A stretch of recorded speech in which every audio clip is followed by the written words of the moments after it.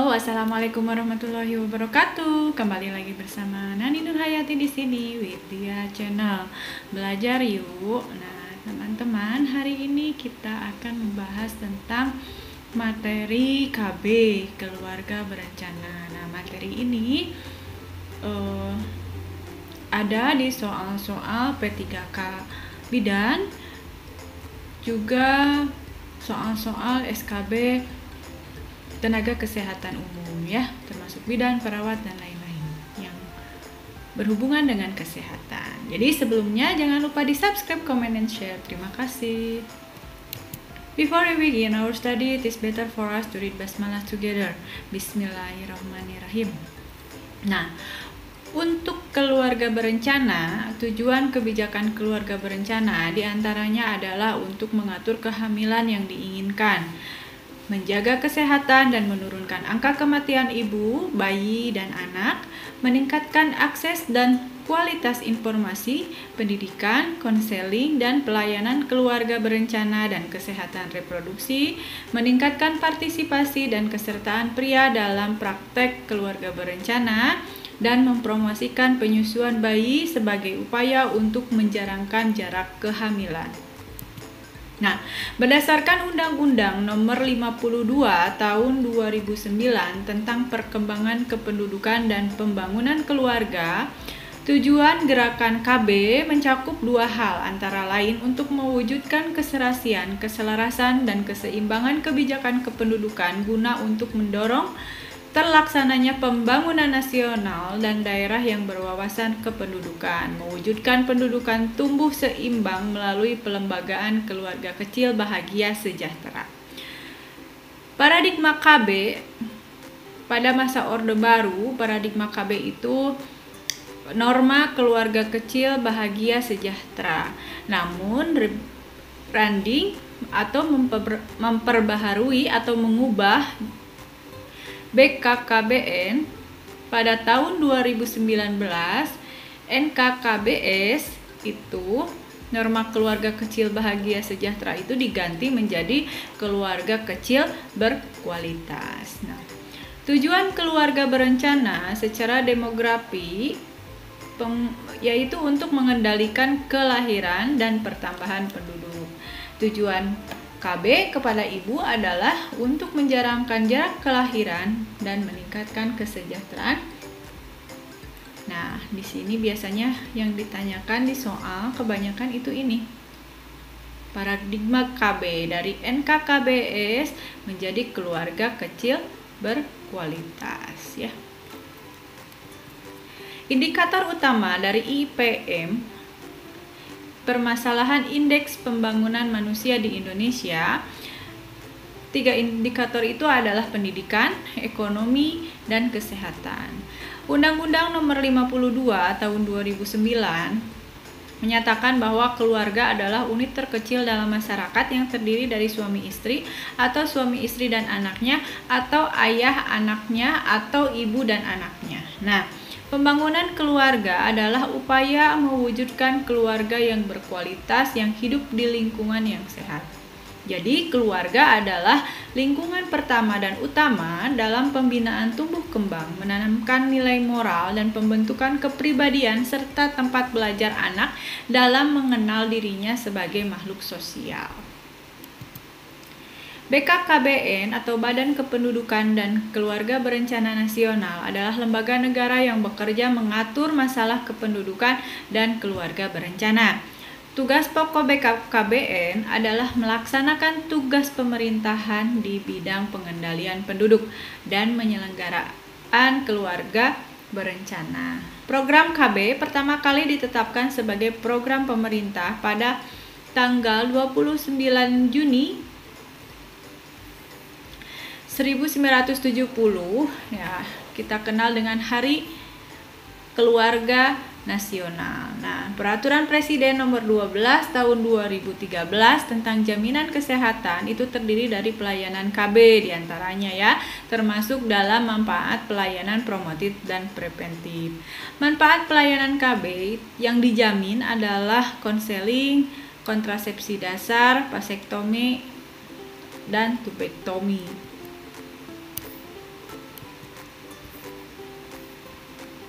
Oke, lanjut. Manfaat keluarga berencana. Bagi keluarga itu meningkatkan kesehatan ibu dan anak. Bagi demografi itu menekan kepadatan penduduk. Bagi negara itu menekan laju pertumbuhan penduduk, menyeimbangkan antara kebutuhan dan jumlah penduduknya.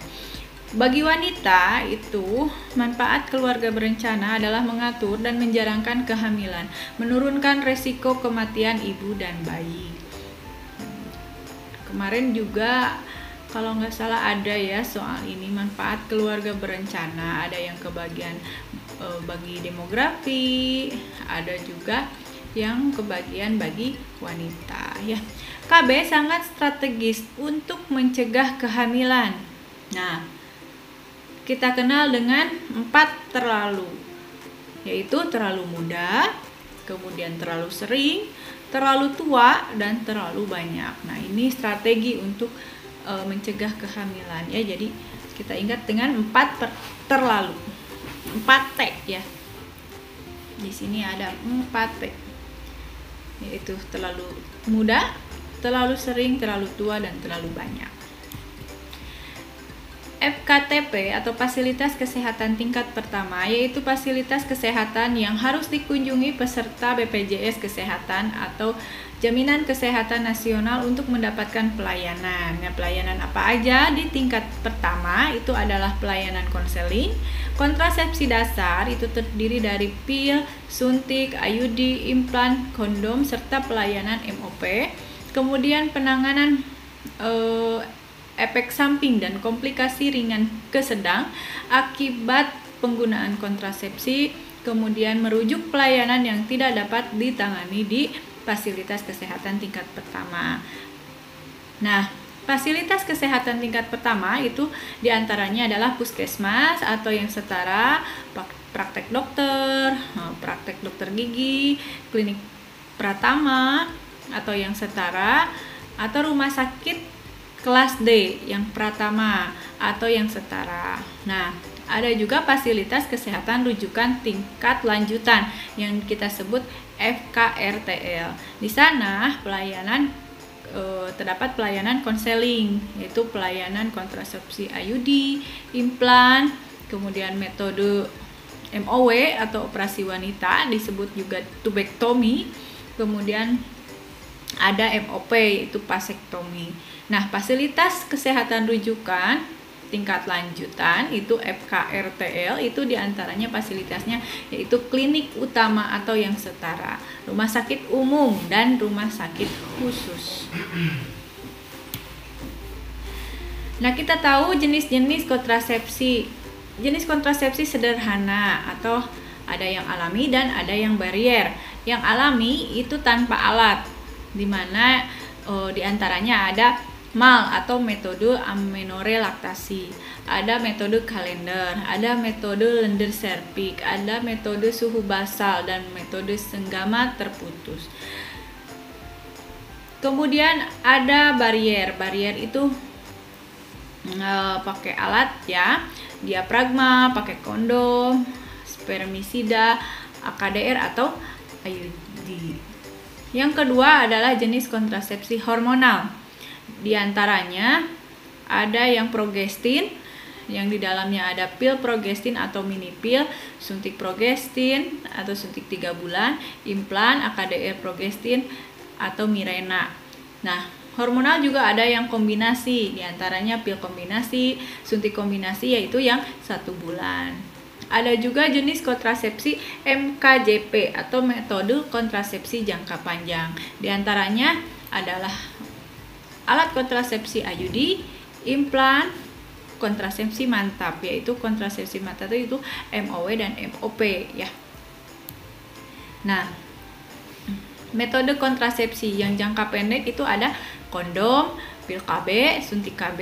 Suntik KB kan ada yang 1 bulan, ada yang 3 bulan. Kemudian kontrasepsi yang jangka panjang yaitu alat kontrasepsi dalam rahim IUD, alat kontrasepsi bawah kulit, implan, tubektomi, dan vasektomi. Kalau kontrasepsi mantap yaitu steril, MOW dan MOP. metode operasi wanita tubektomi, metode operasi pria atau vasektomi.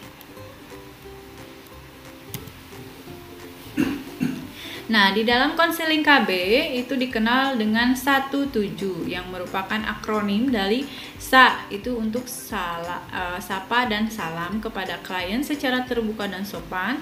T-nya itu tanyakan kepada klien informasi tentang dirinya dan tujuan ber-KB. U-nya uraikan kepada klien mengenai pilihannya. Beritahu apa pilihan reproduksi yang paling mungkin, termasuk pilihan beberapa jenis kontrasepsi. Tu-nya untuk membantu klien menentukan pilihan. Jelaskan secara lengkap bagaimana menggunakan kontrasepsi pilihannya. Dan U-nya itu jadwalkan kunjungan ulang. Nah, langkah ini harus dilakukan secara berurutan. Jadi kita ingat dengan konseling KB itu 17 ya. Dimana SA-nya untuk sapa, T-nya untuk tanyakan, U-nya untuk uraikan, kemudian Tu-nya bantu klien untuk menentukan pilihan, J-nya jelaskan secara lengkap bagaimana menggunakan kontrasepsi, dan U-nya untuk jadwalkan kunjungan ulang. Oke? Ya, pemilihan metode kontrasepsi rasional. Nah, dalam perencanaan keluarga ada beberapa hal yang perlu diperhatikan, yaitu yang pertama, seorang perempuan itu bisa melahirkan setelah ia mendapatkan haid pertama. Kemudian kesuburan seorang perempuan akan terus berlangsung sampai mati haid, sampai menopause ya. Kemudian kehamilan yang terbaik dan risiko paling rendah antara 20 sampai 35. Kalau lebih dari 35 ada risikonya. Kurang dari 20 juga ada resikonya begitu ya. Jadi yang terbaik itu kehamilan antara 20 sampai 35 tahun. Nah, untuk persalinan pertama dan kedua paling rendah risikonya ya. Jarak antara kedua kelahiran sebaiknya 2 sampai 4 tahun. Untuk pemilihan alat kontrasepsi harus menyesuaikan dengan fase reproduksi. Nah, ada fase mencegah atau menunda kehamilan, ada fase menjarangkan kehamilan, dan ada fase tidak ingin hamil lagi. Nah, untuk fase mencegah atau menunda kehamilan itu di usia kurang dari 20 tahun atau lebih dari 20 tahun tapi belum ingin hamil. Apa kontrasepsinya? Bisa ada pilihan pil, ada IUD, ada metode kontrasepsi sederhana, ada suntikan atau implan yang sifatnya biasanya kontrasepsi itu reversible, yaitu kesuburan cepat kembali ya. Nah, kemudian ada fase menjarangkan kehamilan. Menjarangkan kehamilan itu diantaranya adalah antara usia 20 sampai 35 tahun. Anaknya sekitar 2 sampai 4 tahun ya. Jaraknya gitu ya. Apa aja kontrasepsinya? Kita bisa pilihannya IUD, suntikan, mini pil, implan sederhana, atau kontap ya.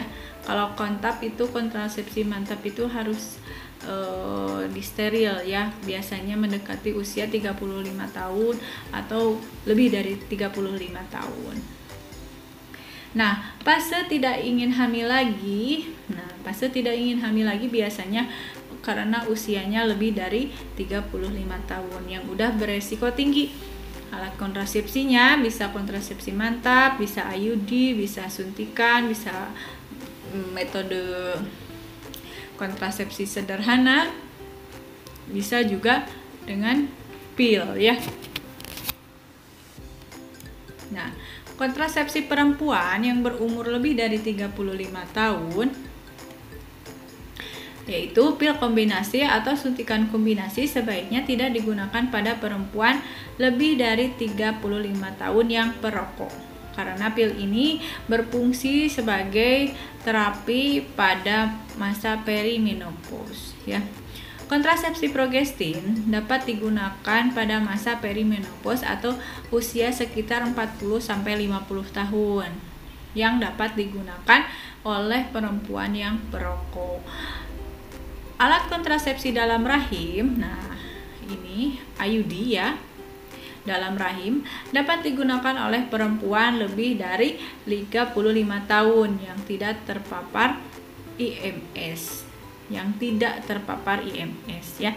Kemudian bisa dengan kontrasepsi kondom dan kontrasepsi mantap. Kontrasepsi pasca lahir, sesudah lahiran ya. Rekomendasi Health Technology Assessment atau HTA tahun 2009 tentang KB pasca salin bahwa wanita pada periode menyusui direkomendasikan untuk menggunakan kontrasepsi sebelum terjadi ovulasi pertama kali. Pemberian ASI eksklusif juga menunda terjadinya ovulasi. Metode kontrasepsi progestin tidak mengganggu volume dan kandungan nutrisi air susu ibu ya. Menyusui ASI eksklusif atau anaknya kurang dari 6 bulan atau belum head, kita bisa melakukan kontrasepsi dengan MAL ya, metode amenorrhea laktasi, karena ASI eksklusif itu untuk 6 bulan, jadi itu bisa dijadikan alat kontrasepsi. Kemudian jika ibunya menyusui tetapi tidak memberikan ASI eksklusif, kemudian anaknya juga udah lebih dari 6 bulan, kemudian sudah head, maka alat kontrasepsi yang bisa dipilih ada hormonal yang mengandung progesteron, mini pill, suntik 3 bulan, implan, IUD, dan metode kontrasepsi sederhana. Kalau tidak menyusui, bagi ibu-ibu yang tidak menyusui, pilihan kontrasepsinya ada IUD, ada implan, ada hormonal kombinasi, diantaranya pil, suntik 1 bulan, ada hormonal progesteron, diantaranya adalah mini pill dan suntik 3 bulan. Nah, kontrasepsi pasca keguguran, jadi setelah keguguran dimulai segera setelah ovulasi, yaitu dapat terjadi 11 hari sesudah terapi keguguran. Saat konseling pada saat itu disampaikan bahwa klien dapat hamil lagi sebelum haid berikutnya datang. Nah, ada metode yang aman kontrasepsinya, diantaranya kontrasepsi bagi sesudah keguguran pada trimester 1 sama dengan kontrasepsi pada masa interval.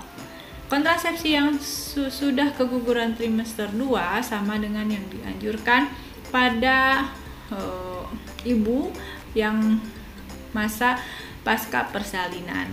Nah, yang ketiga adalah di mana dan bagaimana data memperoleh pelayanan. Nah, pelayanannya bisa di mana? Bisa di puskesmas, di dokter ya, untuk melakukan kontrasepsi pasca keguguran. Kontrasepsi darurat. Nah, kontrasepsi darurat ini kontrasepsi yang dapat mencegah kehamilan bila digunakan segera setelah hubungan seksual. Kontrasepsi pasca senggama atau morning after treatment ya. Kondar atau kontrasepsi darurat tidak boleh dipakai sebagai metode KB secara rutin atau terus-menerus. Indikasi untuk menggunakan kondar, kontrasepsi darurat. Nah, adanya indikasinya tersebut adalah kesalahan dalam pemakaian kontrasepsi, diantaranya seperti kondom bocor atau diafragma pecah, diafragmanya robek atau diangkat terlalu cepat, kemudian kegagalan senggama terputus, kemudian salah hitung masa subur, AKDR atau IUG-nya ekspulsi yaitu keluar ya, kemudian lupa minum pil KB lebih dari 2 tablet atau 2 hari, terlambat lebih dari 1 minggu untuk suntik KB, terlambat lebih dari 1 minggu untuk suntik 3 bulan, terlambat lebih dari 2 minggu suntik KB 3 bulanan, dan indikasinya perkosaan atau tidak menggunakan kontrasepsi. Ini merupakan indikasi untuk menggunakan kontrasepsi kondar. Ya, jenis dan pemberian kontrasepsi darurat. Nah, mekanik dengan AKDR, alat kontrasepsi dalam rahim, itu 1 kali pemasangan dalam waktu kurang dari 7 hari pasca senggama.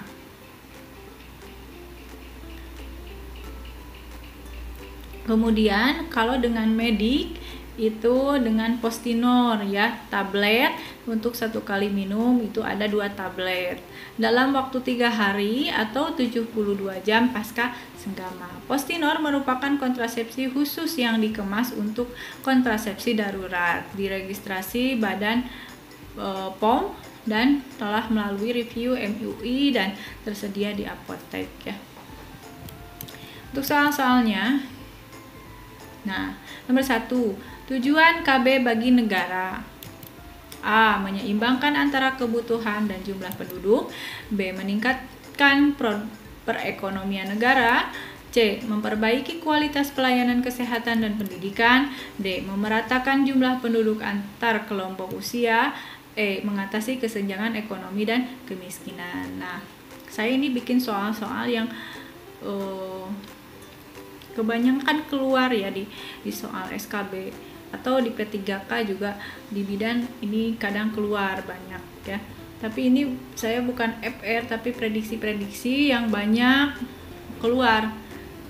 Keseringan soal-soalnya seperti ini ya. Ya. Apa tujuan KB untuk bagi negara? Yaitu menyeimbangkan antara kebutuhan dan jumlah penduduk. Dampak demografi dari program keluarga berencana adalah meningkatkan total fertility rate, menurunkan kepadatan penduduk, menurunkan kematian penduduk, memperbaiki kualitas penduduk, meningkatkan kualitas kesehatan reproduksi. Ya, jawabannya adalah dampak demografinya apa? Menurunkan kepadatan penduduk. Nomor 3, salah satu upaya untuk mengendalikan penduduk adalah dengan program KB atau keluarga berencana. Tujuan program KB secara umum adalah mewujudkan norma keluarga kecil bahagia sejahtera, mewujudkan keluarga kecil berkualitas, mewujudkan norma keluarga berkualitas, mewujudkan keluarga kecil bahagia sejahtera, atau menanamkan konsep 2 anak cukup. Nah, tujuan program KB secara umum adalah yaitu mewujudkan keluarga kecil berkualitas. Yang tujuan KB untuk mewujudkan keluarga kecil berkualitas. Tujuan ini tercantum dalam visi Badan Kependudukan dan Keluarga Berencana BKKBN hasil rebranding BKKBN tahun 2019 yaitu menjadi lembaga yang handal dan dipercaya dalam mewujudkan penduduk tumbuh seimbang dan keluarga berkualitas. Norma keluarga kecil bahagia sejahtera merupakan paradigma lama pada masa Orde Baru yang telah diubah sekarang jadi mewujudkan keluarga kecil berkualitas. 4. Seorang wanita berusia 40 tahun telah memiliki anak. Ibu mengatakan ingin menggunakan alat kontrasepsi. Apakah tujuan KB pada ibu tersebut? Yaitu mencegah kesuburan, menunda kesuburan, mengatur kesuburan, menghentikan kesuburan, atau menjarangkan jumlah anak untuk usia 40 tahun. Nah, tujuan KB untuk 40 tahun adalah menghentikan kesuburan karena pada usia 35 tahun lebih itu resiko ya untuk hamil ya. Nomor 5, seorang perempuan berusia 40 tahun datang ke puskesmas bersama suaminya berusia 45 tahun. Suami sedang mempertimbangkan untuk menggunakan vasektomi, namun mereka khawatir tidak mencapai kepuasan seksual setelah suami menjalankan vasektomi. Apa edukasi yang akan Anda berikan? A. Vasektomi akan menyebabkan impotensi. Vasektomi memotong saluran sperma. C. Setelah vasektomi diperlukan abstinensia selama 3 bulan. D. Vasektomi tidak mempengaruhi libido dan hormon pria. E. Vasektomi mempengaruhi persyaratan di penis. Nah, jawabannya adalah vasektomi tidak mempengaruhi libido dan hormon pria. Ya. Karena di soal di sini ditanyakan edukasinya, di soal juga ada keterangan khawatir tidak mencapai kepuasan seksual. Jadi yang perlu diberikan edukasinya adalah bahwa vasektomi tidak mempengaruhi libido dan hormon pria.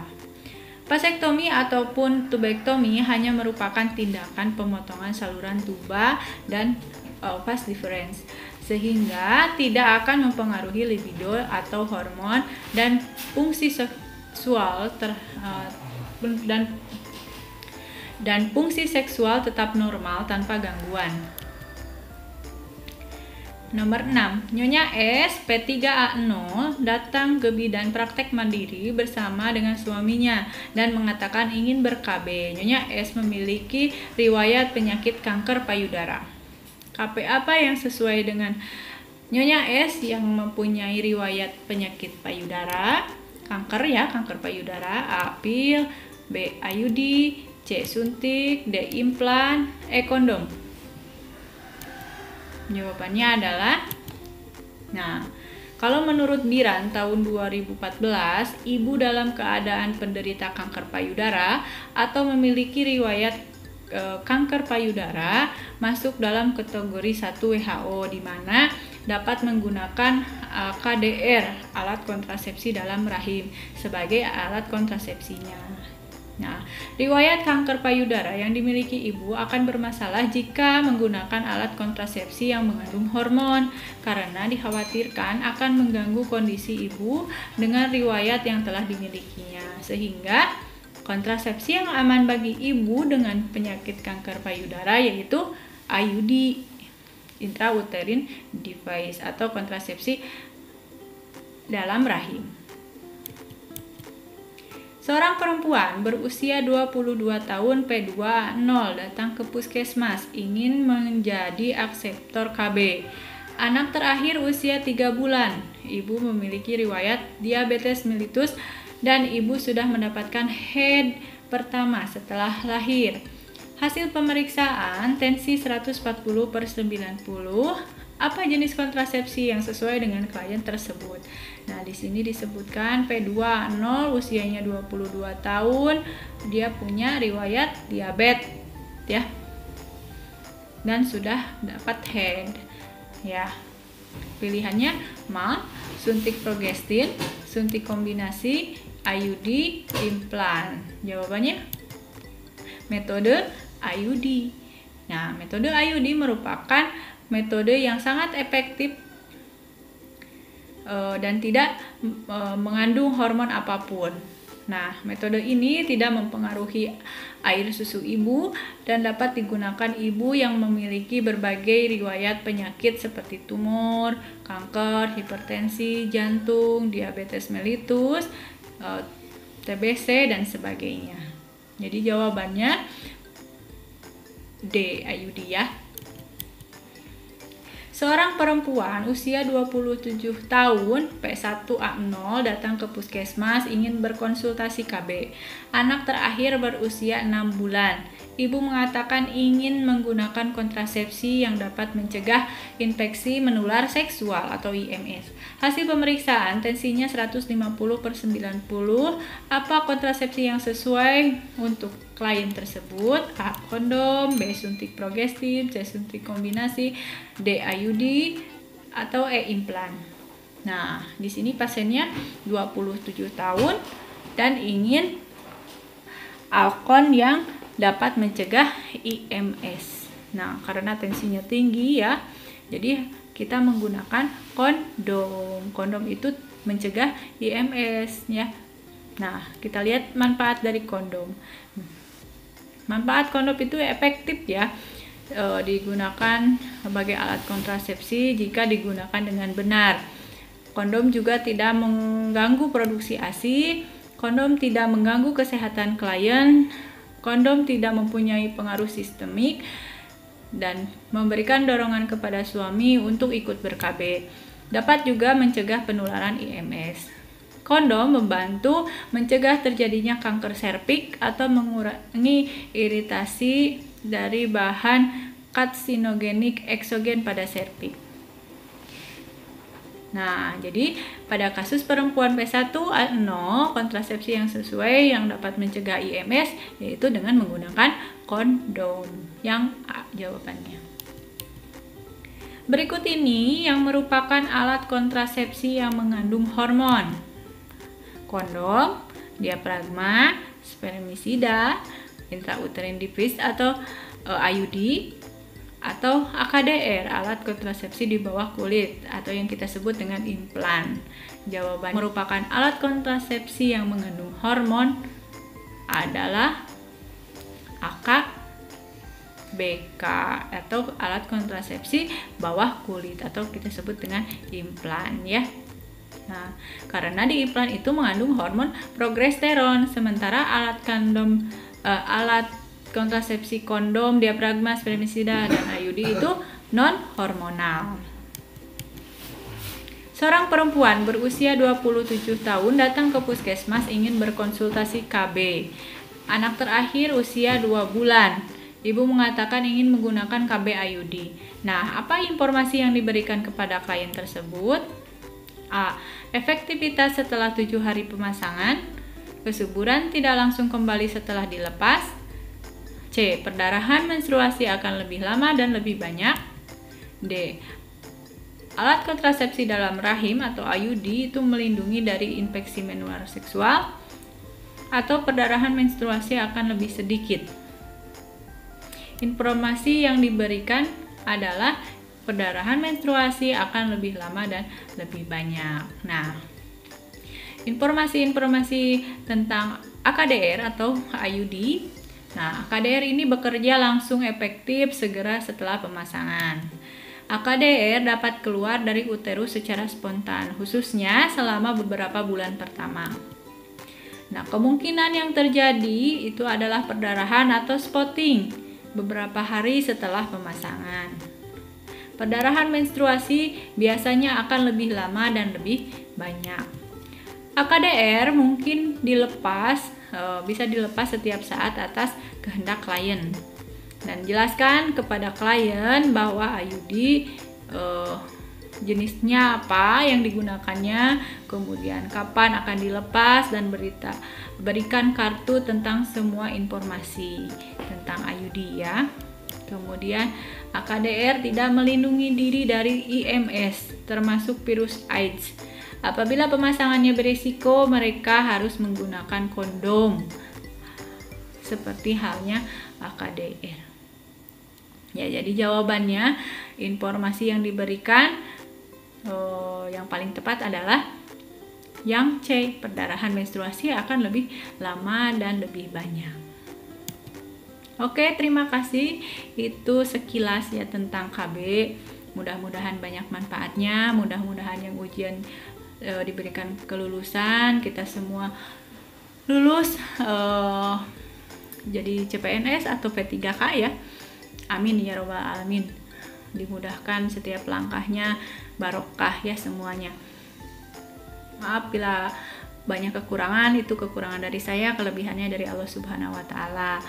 Jangan lupa di-subscribe. Terima kasih. Wabillahi taufiq wal hidayah. Wassalamualaikum warahmatullahi wabarakatuh.